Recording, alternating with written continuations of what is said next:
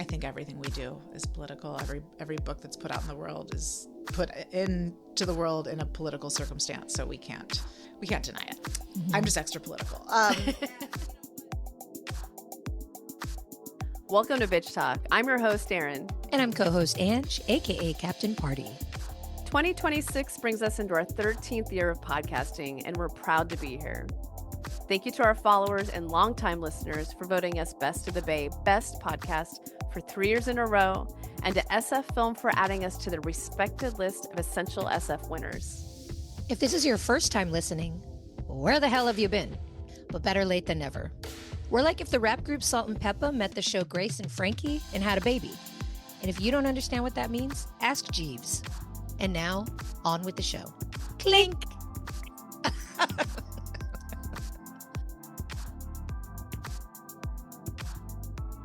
Hello, Bitch Talkers.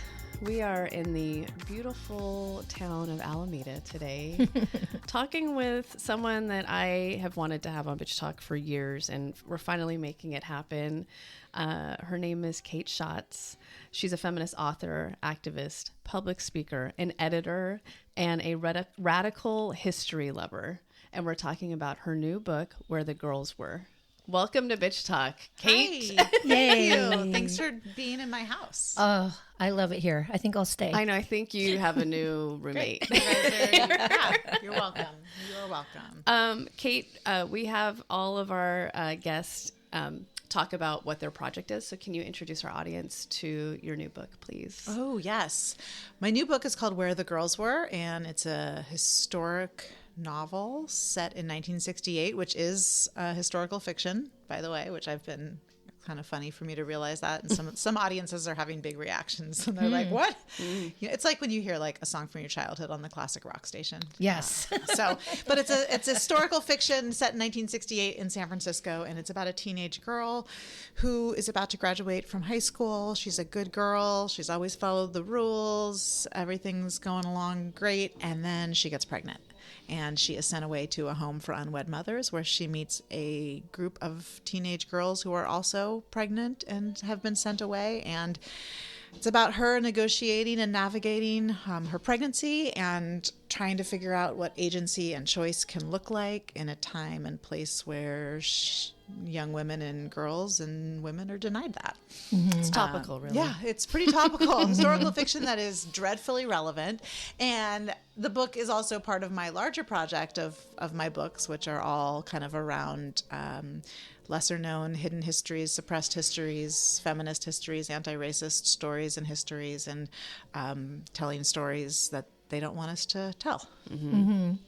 Thank you for ending it on that note, because that transitioned into what I wanted to talk about first was this secret side of San Francisco history that paralleled the summer of love, free love, hippies. This is where you came. This was the mecca for that. Yes. But this was also happening, not even on the surface. This was happening like across the street. Yeah. Yeah. And that's actually, I think, really what compelled me about this story. What really compelled me is the personal connection I have to the topic, which is that the book is inspired by my mom, who had 2 unplanned pregnancies in the 1960s when she was living that young, free hippie lifestyle.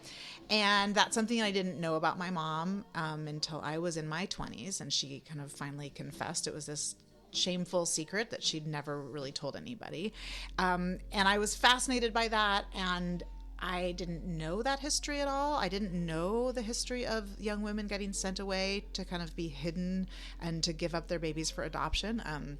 I thought I had a really strong grasp on the history of like abortion politics and reproductive rights and the feminist movement, and I didn't know anything about this, which is by design. Like the entire point is that it was all about secrecy and hiding these young women away, and to, quote unquote, protect them.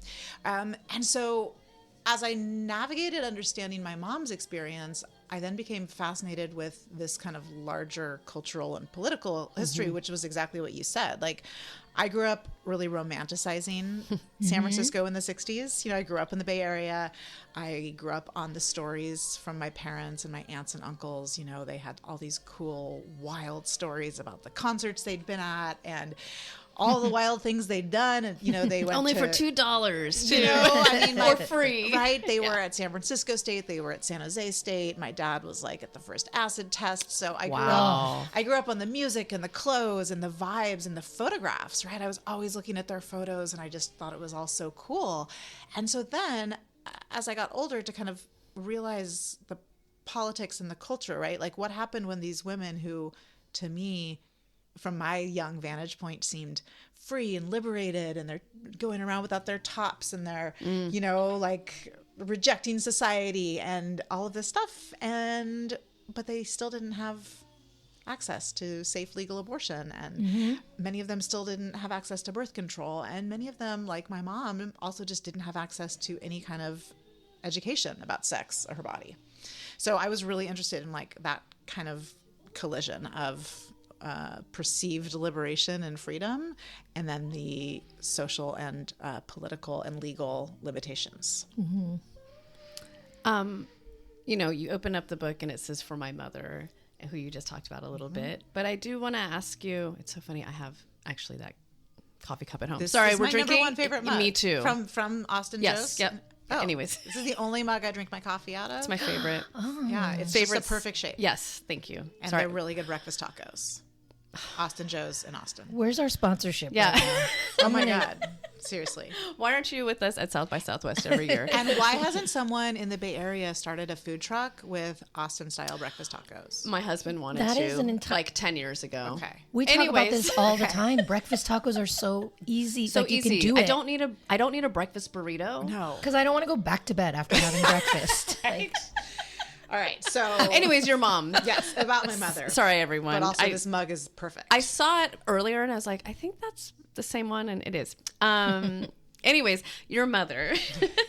I've been bringing up, we've been talking about legacy work, and I wanted to know, this book is as much about the political history, what was going on in the 60s, and you could kind of obviously talk about now, but is there kind of legacy work that's going on in this story, and how does your mom feel about just being a part of this? Yeah. What are her notes?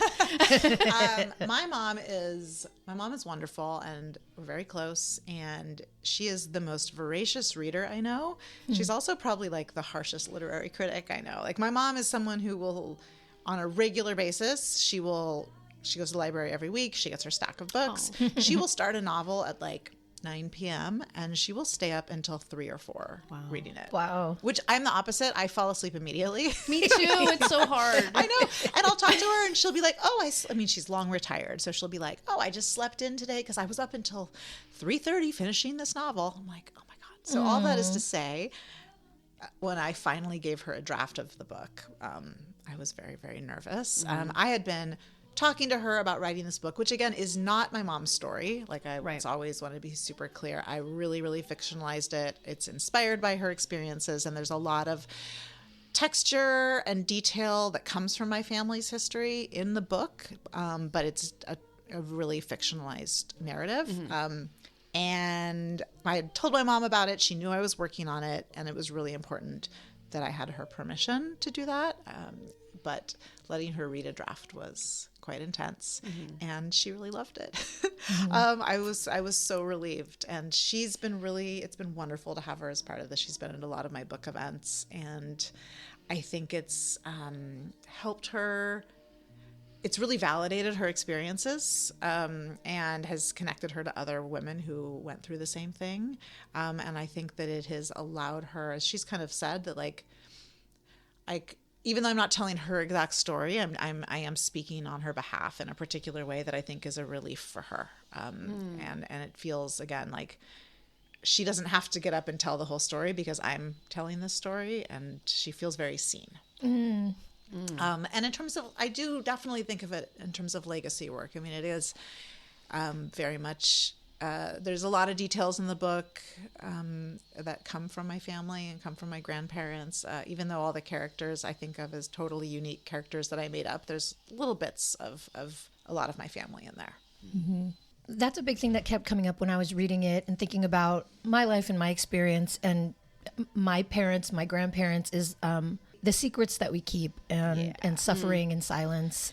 As women, we don't have enough time to talk about all the things that we go through on a daily basis. So like, I don't know, that was something that was really powerful about reading this book, is like all the different backgrounds, all of these girls that have been sent to these homes to hide their pregnancies. They come from all different walks of life. It's not one certain type of person. It's all of us. Yeah, absolutely. And I really tried in the book to explore these ideas of secrecy and shame, and also like the power of secrets. And I think that keeping secrets is not always bad. It's really strategic, and women have been using secrecy as a method of protection for decades, centuries, across generations. And, on the one hand, like, I'm like, yes, we should tell all of our secrets and be totally transparent and be radically honest. But there's also a lot of reasons that women have protected each other with secrets. And that's one of the things I try to get into in the book, in terms of the intergenerational relationship between the protagonist and her mother, and kind of what she learns over the course of the book about, her own mom and other women in her family that she didn't know, and this stuff had been kept from her, and it was kept for good reasons, to protect, which is not always the right choice, but it's a strategic one. Just in the same way that we don't always tell each other all of our stuff because it's exhausting, and like, you're just trying to get through the day, and there's so much power in like telling these stories and secrets, but I completely understand why my mom kept the secret of her pregnancies and giving these babies up for adoption. I totally understand why she wasn't sharing that with everybody around her. It's hard. It's so intense to kind of keep that. And I think when she told me her story, again, when I was in my 20s, I think she had reached a point where she just couldn't keep the secret any longer. But I never judged her for not telling me, because it made total sense why she wouldn't. I love that we're talking about your mom and her stories, and that she shared with you in your 20s what had happened to her. But beyond that, beyond that, was the impetus from this book also, I know it was, but way more political now than it was when she told you in your 20s? Because now I looked it up this morning. Just in March, the New York Times was reporting that 13 states in America have full bans. Yeah. 5 have a 6-week ban, 2 have 12 weeks, and 1 has 18 weeks. So we're in a moment here where it's kind of going back to when this was happening to your mom. Yeah. History-wise. Yeah. It's a lot of people have asked, as I've been talking about this book, they're like, are we back in that time now? Is it just as bad? Are we going to have these homes again? I'm like, sorry to tell you this, but it's actually like way worse. Because what's happening now is that women are also being criminalized, and they're being charged with felonies for trying to access healthcare and life-saving medical procedures, which is what abortion is, which it is healthcare, right? So like same shit, but just dressed up in, differently, but also a lot worse in so many ways. So yes, absolutely. I mean, I always had a political agenda with this book. I always have a political agenda with every book I'm writing. I mean, hell yeah, you do. Yeah. Like, why would you not? Everything is political. Yes. Right. And I know sometimes I've had people kind of challenge, like, oh, well, do you want to be seen as someone with an agenda? And I'm like, absolutely. I hope so. Jesus. Yes. Which, there are people who are writing without that, I suppose, or they think that they are. I think everything we do is political. Every book that's put out in the world is put into the world in a political circumstance. So we can't deny it. I'm just extra political. But what I will say is that I've worked on this book for a long time. I worked on drafts and iterations of this book for many, many years.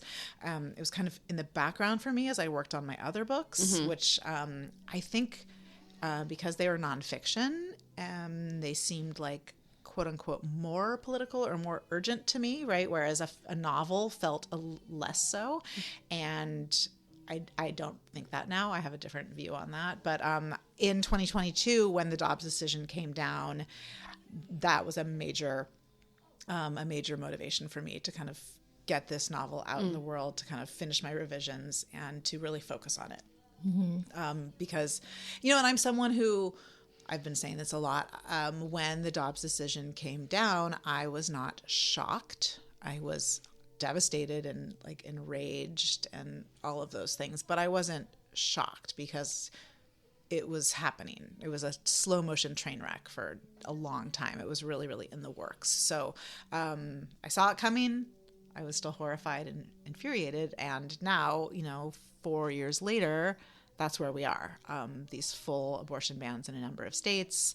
And then again, what is different than what was experienced in the 50s and 60s is the criminalization and all of the charging doctors with felonies, charging women with felonies for trying to take medication that is legal. Still legal. Still actually legal, yes.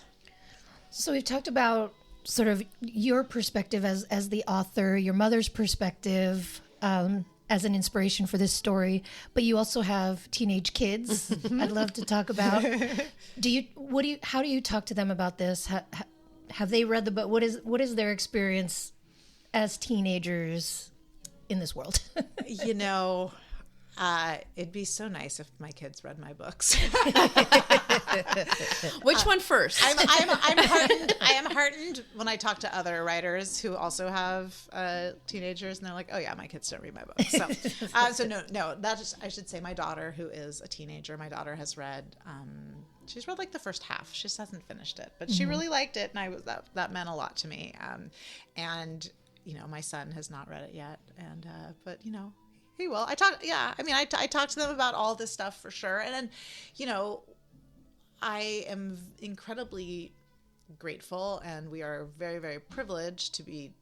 I'm really, really lucky to be raising teenagers in the Bay Area, right? And I'm like. I do feel confident in California's capacity to continue to protect reproductive rights. So it's not to say that I am not concerned for my own children, but I'm also really aware of the privileges we have in this state, in this region. But it's an interesting thing, I will say, because my daughter is a junior in high school, and so we're thinking about colleges, and she has a lot of friends who are seniors, but just talking to parents that like now, like reproductive rights and abortion rights and in different states are one of the things parents are factoring into where their kids might go to college, as well as healthcare and rates for trans kids. Right. I have my friends they're like having to think like, well, we're not going to apply to any colleges in this particular state because my kid is trans or because they can't get an abortion, right? This is, so that's just like one of those things of parenting in this moment that I like is a real trip to wrap your head around, right? Like, again, I my kids go to a public high school here, and they have an incredible wellness center on campus, and they have access to birth control there. They have access to counseling. Like, they have kids who are peer counselors who are trained to have these conversations. Like, that is what we get here. And that is just absolutely not what so many young people are getting in other states. And that's part of the absolute horror and injustice of leaving these really important decisions about health up to the states. Yeah. That said, I am definitely also, this is funny because I did just buy a couple new like books about sex for my almost 13-year-old son, and just kind of did that parent thing where I like just put them in his room, and then we were in there. He's like, "Mom, what's that book? What's that? Why is that in my room? What's going on?" So I was like, it's cool. Just look at it. You might want to check it out. Just, let me know if you have any questions. So that's my strategy. Just put the book somewhere. Just lay it on the floor or... Yeah. Sometimes my other strategies is like one of my parenting hacks is like if there's a book that I really want them to look at, I'll just put it in the bathroom. Yeah. Just put it in the bathroom. Yeah. With some of those like some graphic novels. And then there's just like... wedged in. And then there's just like a book about like, consent. Just... So you collaborated on a book with a friend of the show, Debbie Kamau. I sure did. And it's called Do the Work, an anti-racist activity book. I have one. My mom bought one. It's one of the best. Yeah, yes. It's one of the best things I think out there for anyone who wants to be anti-racist. Thanks. And I don't know. I screenshotted this a while ago. It's something you posted, which I absolutely loved. And are you okay if I read this? Yeah. Okay, because I was like, this is doing the work. Oh, okay, so okay. what show was it? That is a screenshot. I posted that. I took my son, so he was 12. It was his first concert, and I took him to see Chance the Rapper. Right. Yeah. So you wrote, on the way home, we had a long talk about being a white hip-hop rap fan. The rules. No N-word ever out of your mouth, like a radio edit. He said, yep. Also, you can love the music, but you need to understand it's not your culture. It's not for you. You're a guest when you listen, when you go to shows. You can appreciate and be a fan, but understand the history and the context and position yourself with respect. Love your middle-aged white mom. I loved this so much. I'm like, I'm not a parent, but if I was, I'm like, sorry, I'm going to cry. No, that's chill. That's beautiful. And it's a photo of my little white boy son on the streets in San Francisco after the show. Yeah, and I love that because we have friends that are parents, and I'm like, if I ever we have relationships with our friends that are parents mostly, that I could send this to me like, this is really cool, like take some notes. But how do you be an anti-racist in this world, and is it solved? Are we just like beyond racism in 2026? Or LOL. What can you tell the people? No. I mean, like, thank you. I that's one of those things that I just like post real quick, and then I got so many people replying to it. I loved it. And I was like, oh, this is like, to me, this is just like a no-brainer, but like, also for adults. Yeah. But it's just, and I think of that, like, so much of anti-racist work is just how we model it, like just modeling like these kind of small things, and that was not a hard conversation to have with my son, but it was really important, and he got it. And, again, that one in particular felt super important because I also grew up like with a lot of, I grew up with a lot of like hip hop community and like didn't have anybody talking to me about like the role of white people in it. And I grew up with like a lot of like Bay Area, like white boys who were in the hip hop world or adjacent to it, and have a lot of thoughts about that. Yeah. And I can see my son in particular, like he really likes it. And, and I was like that annoying mom who was also like, we're going to listen to Wu-Tang. You're going to get your hip hop history. Like this is, and, and actually taking him to that concert was amazing. It was like such a good first concert for him. And like Chance the Rapper was so dope. And, he had us all chanting "fuck ICE," and then my son's got his middle fingers up. And yes, this is why we live here, right? But also like, we have to have this conversation, and but I can see him being drawn to that scene, and really liking it. But that's such a basic conversation to have. Like, I started having the N-word conversation with my kids when they were very, very young, and I'm like. I've told them explicitly, like, that's the one word it can never come out of your mouth. It'll never come out of my mouth. I'm not even going to say it. You know what it is. I'd rather I really don't care. My kids swear. I swear. I have a really dirty mouth. Like, I talk to them too about language, like, use it strategically, use it appropriately, right? But you're not going to get in trouble for saying the F word in front of me. You're not, but you will get in enormous trouble if I ever heard the N word coming out of your mouth. And that includes singing along to a song on the radio. And so that's one tiny way of being an anti-racist in 2026. And again, I'm grateful that I'm raising my kids where I am, because they are not in the majority as white kids in their public school. They go to school with all kinds of different kids. They have all kinds of conversations, about it. And I've been having these conversations with them since they were really, really little. And that's, and I think sometimes when I talk to other parents, I think sometimes there's the anxiety, and I'm very familiar with this as a parent, of like, oh, it's too late, right? Like, whereas like, oh, like, so, because I'm like, oh, well, I've just been talking to them about this since they were really little. And sometimes parents will be like, oh no, my kid's 14 and I've actually never talked to them about race. Like, shit, it's too late. Like, I missed the boat. It's like, no, you didn't. You can have these conversations at any time. And I think whether it's sex or talking about racism, I think the best conversations that we have with our kids are small ones. Like, no kid wants to be sat down and told, like, we are going to have the big conversation about sex, or like, it's time to talk about racism. Like, that is not how it works. No. Right. And like, I don't want to be talked to like that. And again, I'm not saying that I have it all figured out. I'm sure my kids would like laugh if they listen to this podcast. Like, Mom thinks she knows what she's doing. But really, I think the most effective, impactful conversations are the small ones that we have in passing, keeping it consistent, having these things just be like part of the fabric of like what we talk about, you know, seizing those. I think so much of parenting is seizing these moments.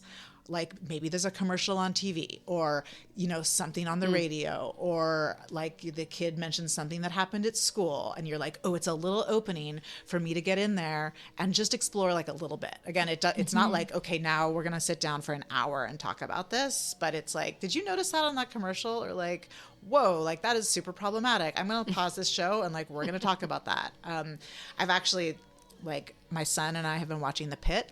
Oh yeah. Yes. Oh, let's talk about it. And it's like it is such a good show to watch with him because I'm pausing it constantly, and sometimes we're just talking about like healthcare stuff, you know, like it's not like I'm a fucking doctor, but now that we've all seen The Pit, we are obviously all doctors. We all know everything about everything. Yeah. But like because that show touches on so many different things, like we paused it to talk about, and this is gonna this contains Pit spoilers. Yes. Spoilers, brief spoilers. Can I do that? Yeah, okay. yeah. Just like the episode where the ICE agents came in, right? Pausing that to talk to him about like, he's like, well, why could they do that? Like what rights, you know?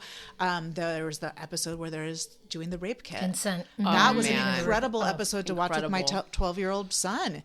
And at first I was like, I don't know, buddy, maybe we're going to fast forward this. And he's like, no, I want to see it. So I'm like, okay, pausing the show. That's a speculum.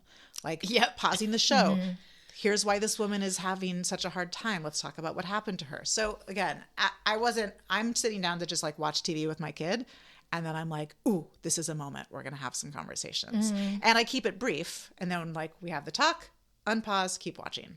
So those are my parenting strategies. Oh, that is such a good point about The Pit. Yeah, I mean, I even didn't think about that. just like conversations about death, end of life conversations, season 2, that really hit.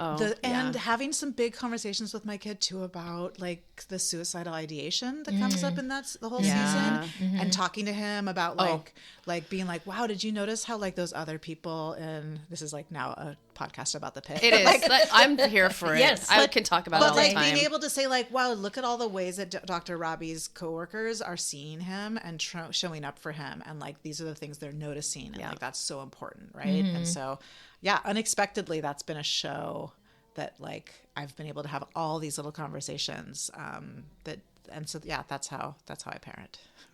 I watched The Pit with my kid. It takes care of everything. It's funny because I have 3 goddaughters, 2 twins, they're 10, and then another one is 7. And I've found little pockets like that. You just made me realize because one of the twins asked me like, do you want to have kids?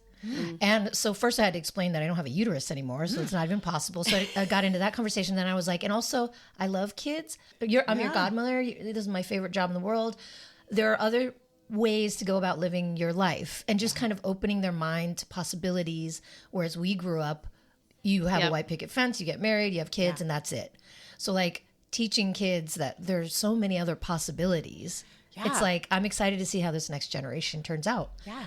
Right. Learning from, our lives. What was closed off in our world is now open for them. Yeah. And like, again, small moments with kids go a really long way. And I think the other thing I would say too, and it's like a parallel between talking about, whether it's anti-racism or, sex and just like any kind of difficult thing with young people, is that we can just be really direct and say the thing. And I feel that way about adults and talking about race and racism too. And I think we do that and do the work. That like, I think there's so much anxiety about how do we approach it that we like will really talk around something. But like, there's so much power in just like really naming it and being like, well, that is a white supremacist response. Or like, I'm now thinking about, I remember a conversation I had with my son and stepson. So it's like a year and a half ago. Remember when one of those stupid YouTube bros like boxed Mike Tyson? Yes, like a fight, Tate. Right? Not a Tate. Yeah, one of those. No, it wasn't Logan. Well, yeah, one of those motherfuckers who it was so fucking stupid. And my kids were then maybe 5th or 6th grade boys, and they think it's cool. And my stepson came home and was like, "Yeah, we're gonna watch the fight with Mike Tyson." And I was like, "Absolutely not. No, we're not." And he very genuinely was like, "Well, why?" And I was like, "Mike Tyson is a rapist." Like Also that part. Right. And I was like, and I'm like going to use the word rape and talking to my kids. And it's hard. Like it's like, maybe the instinct is to say like, well, he's hurt some people or he's done bad things to women. And I think our instinct is often to kind of, and sometimes when a kid is younger, like, there's age appropriate ways, sure. Mm-hmm. but I think as a parent, I've realized that sometimes you just have to say the really clear, direct thing, even if it feels kind of scary to you. And then you can, have the conversation, but people need to hear stuff really directly. Well, I think we're in a time where we need to be more direct. Yeah. It's just, I don't want to say they, but they are being very direct with how they're feeling and what they're telling us. So I think that we can also be direct with our words. Yeah. And to go back to like the post I did about listening to hip hop, like, people can be like, well, how do I talk to my kid about language and using the N-word? I'm like, well, tell them they can never, ever say it. Yep. It's not for them. It's not for you. Like, and again, then you can have like a nuanced, gentle conversation, but you can just say some things really, really directly. One of the things I did want to talk about before we kind of start wrapping up is the people you collaborate with. And of course, this book is all you. I mean, there's there's a team, but it's all you. Me so long to write it. But you've partnered with Miriam Kleinstahl for Rad Women, that whole book series, very exciting.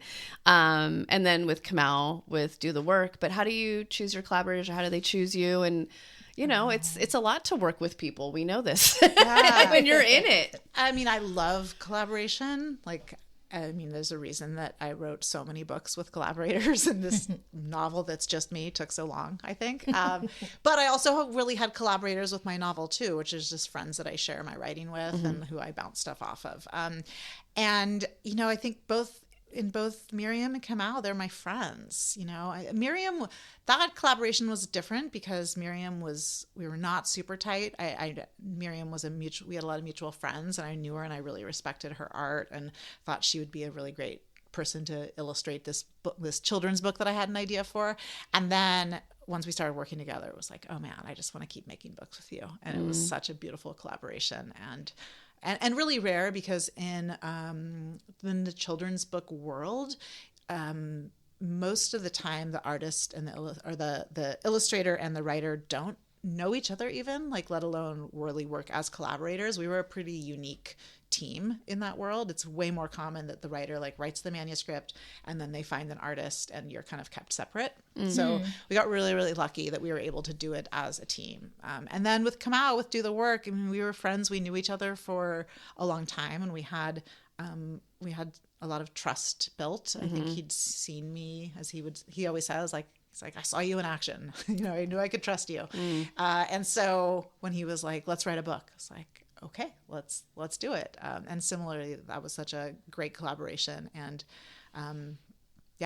I feel very, very lucky to have made books with both of them. So what is in the future, Kate? What do we have to look forward to? When I sold this novel, when I was finishing it up and getting ready to actually get it out into the world, I definitely said out loud to multiple people that I would not write another novel ever again. Like, this is it. This is it.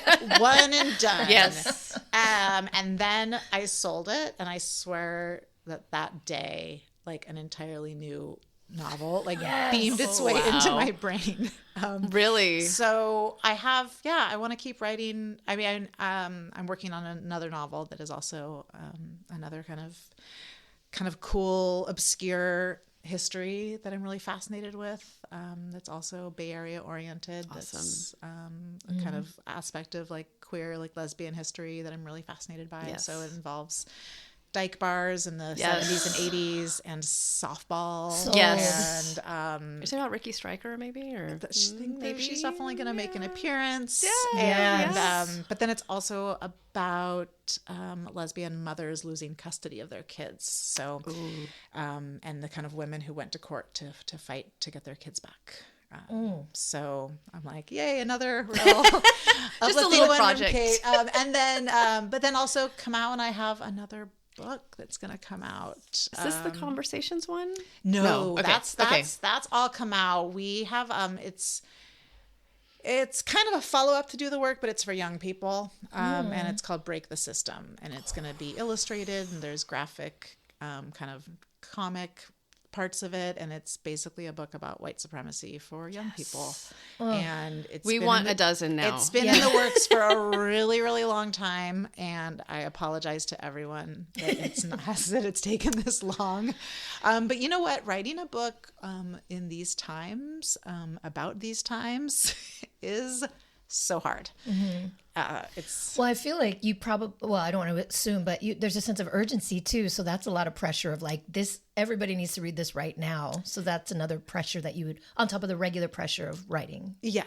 Which is a real challenge with writing, because books do take a long time. And even if you write the book quickly, once you're finished with it, like, a book, to get it into production and to be printed and finally out in the world, it can be kind of mind-boggling with how long it can take. So I have learned that you really do have to kind of be able to shelve that anxiety about like, this book needs to be out right now. Like, it will. And we felt that when we sold Do the Work, like in 2020, it was like, every publisher wanted the anti-racist book on their list. Everybody was just like, we want this to be out now. Like, how quickly can you write it? And we were like, guess what, guys? It's still going to be really relevant. Like, everyone's still going to be racist True. in like 2 or 3 years when this book comes Don't you out. worry. There's still time. Oh, you're such a pessimist. Yeah, sorry. We didn't fix it. So that said, it is a real challenge to just in terms of trying to capture current moments. It's really hard because they just keep happening. Like examples of horrific institutional and systemic racism in our country just keep occurring all the time. So it's hard to know when to kind of say, okay, this book is done. We don't need to include that. But we've been working hard on that. So that'll be out at some point. Oh, that's amazing. Yeah. I don't think I need to explain what this is, but we end our interviews with a segment called This Bitch. Great. So it's, for people that don't know, you can shine a light on something that's bringing you joy, or you can give some shade to something that's pissing you off. So in this moment, and you could have several, doesn't matter. Who's your This Bitch? Oh, like it can be like in a good way? Oh, yeah. Okay. Yeah. Great. Then I would just want to talk about the Valkyries. Oh, yes. Okay. Do it. Great. This bitch, being me, is so happy that the Valkyrie season is starting up again, because the Golden State Valkyries are the greatest thing to have happened for a very long time. And we have season tickets. We had season tickets last year for their inaugural season. And it is not an exaggeration to say that going to those games and becoming part of that community made 2025 bearable. Like, I feel like I was like disproportionately happier than most people that I know who did not go to basketball games. I agree. Like, and sometimes it felt weird. Like everybody was absolutely distraught. And like, I was distraught about the world and what it was like under the first year under this regime.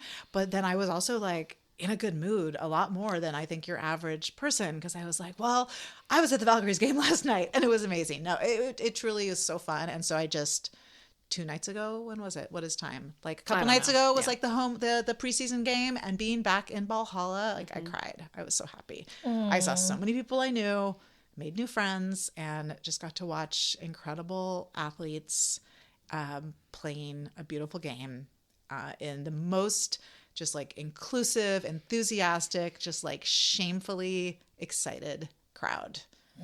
It's super intergenerational. Yep. I mean, I love, dude, just show Queer me as fuck. the old lesbians. Yes. I like my wife and I just like, we will like see these little old lesbians. And we will both just like exchange a look and almost like burst into tears because I love it. But there's also little kids and there's babies and there's everybody. The dance team that are in generational Valkyrie Violets, right? Yes. I think. What do they call it? I don't know. They're great. They're great. I want to be on that team. Do you? I bet you could. You are on that team. We are on the. We're just like Violet Vibes. That's it. Thank you. Thank you. We are part of all the teams. We are part of it. So that's my this bitch. It was perfect. Damn it, Kate. Well, I did want to tell you. So I was talking to an usher the last time I was at a game, and I was like, "This is not a bad gig, right?"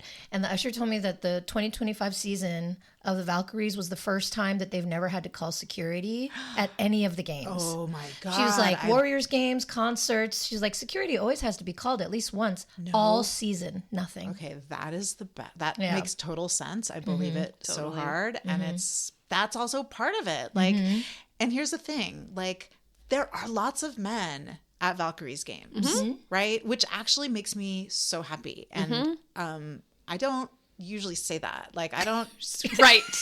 Just to be really clear, True. and like, I'm not usually like, yeah, there's so many men in here. This is great, but I get really happy because I'm a mom of boys, you know, and like I bring my son to the game and I bring my stepson, and I love seeing men showing up for women's sports. But I also have never seen that. I've not seen people fucking fighting, getting drunk, being pieces of shit.